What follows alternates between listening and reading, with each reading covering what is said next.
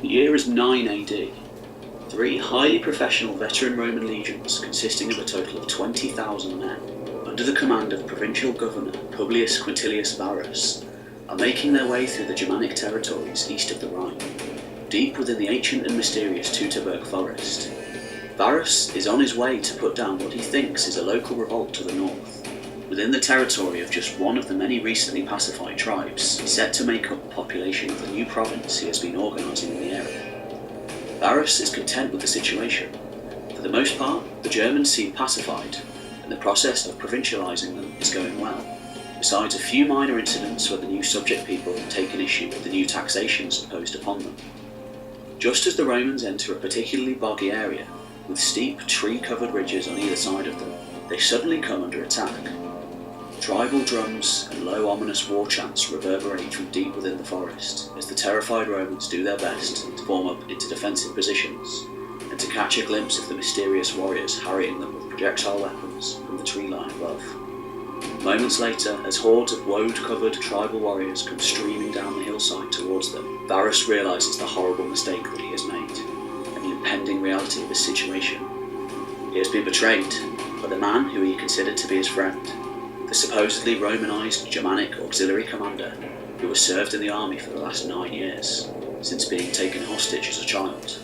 That man was Arminius, better known to the Germans as Herman.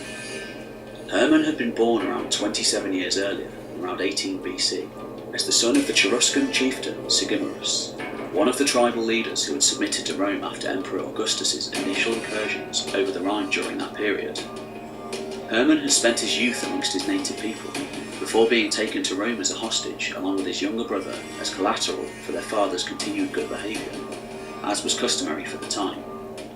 In addition to ensuring the continuing loyalty of the subjects' Germanic nobility, it was a policy which sought to Romanise the young hostages, and in time sending them back to their own native tribes to Romanise them as well.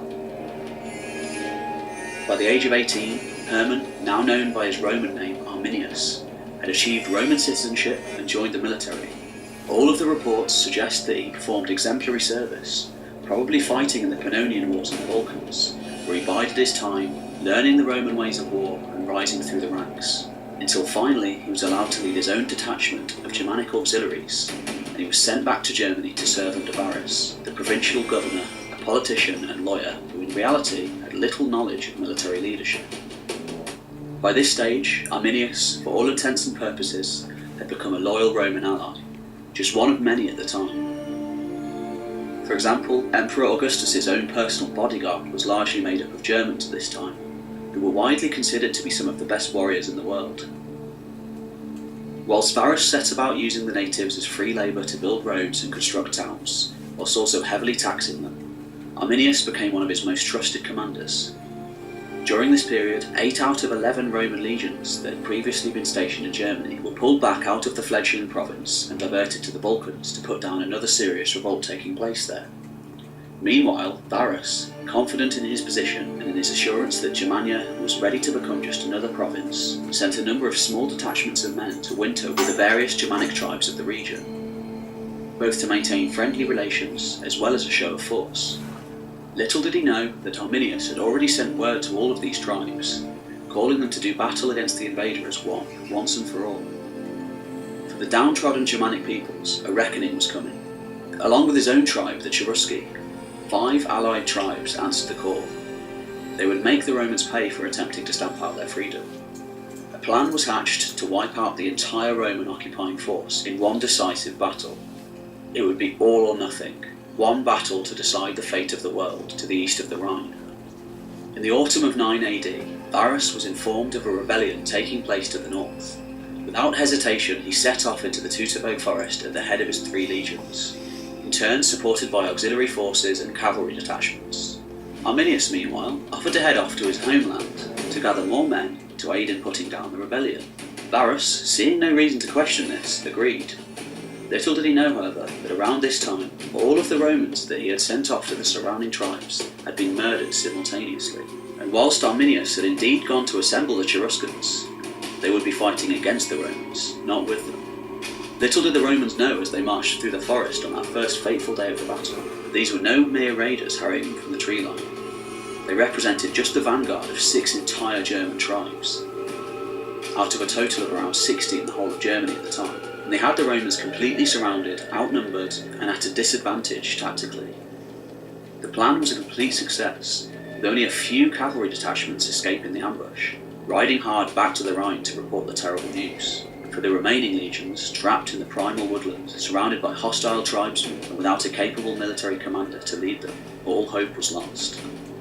2 generations later, the historian Tacitus wrote that when the general Germanicus later crossed over the line a handful of years later, exposed piles of bones littering the forest floor could still be seen throughout the area, along with the decapitated corpses and mutilated heads that lined the trees for miles around, as a warning against any further incursions into Germania.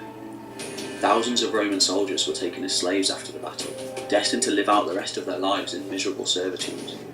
Surviving centurions and officers were reportedly dragged away to holy ponds to be drowned, crucified or burnt alive in giant wicker men as grim sacrifices to the forest gods. Varus himself escaped this fate only by throwing himself upon his own sword as honour dictated, just as his father had done before him. Possibly the most damaging blow for Roman prestige, however, was the loss of 3 legionary eagles, a terrible blow to morale. All in all, at the Teutoburg forest, some 20,000 Romans either lost their lives or were captured. The German numbers are unclear, but when the likely site of the battle was later rediscovered in the 20th century, mostly Roman armour and weapons were excavated, leading some historians to speculate whether Arminius's men may have actually been equipped with Roman armour, as there surely must have been also significant German casualties, and evidence of them left at the battle site. Whether this is true or not, Arminius certainly employed Roman battle tactics to ensure victory, particularly in maximising his own advantages whilst minimising those of the Romans. The Battle of the Teutoburg Forest has often been called the worst Roman military defeat in history. The northeastern expansion of the empire was certainly halted after the battle, and never again would the Romans have a serious foothold across the Rhine. According to the historian Suetonius, when Augustus heard the news, he refused to shave or cut his hair for months, as a symbolic gesture of great mourning. Famously at night he would wander his villa shouting, "Quintilis Varus, give me back my legions." In the aftermath of the battle, the young Arminius, only in his mid-20s, was a hero. He had masterminded one of the greatest defeats the Romans had ever suffered, and liberated his own people in the process. Just a handful of years later, however, in 21 AD, he was dead, betrayed by his own people and by Roman intrigue. The Romans never again attempted to provincialise the Germans, but they did continue their policy of divide and rule, first by breaking up Arminius's alliance and effectively causing his death, and later in playing off the tribes against one another in an attempt to ensure that another strong alliance would not be forged.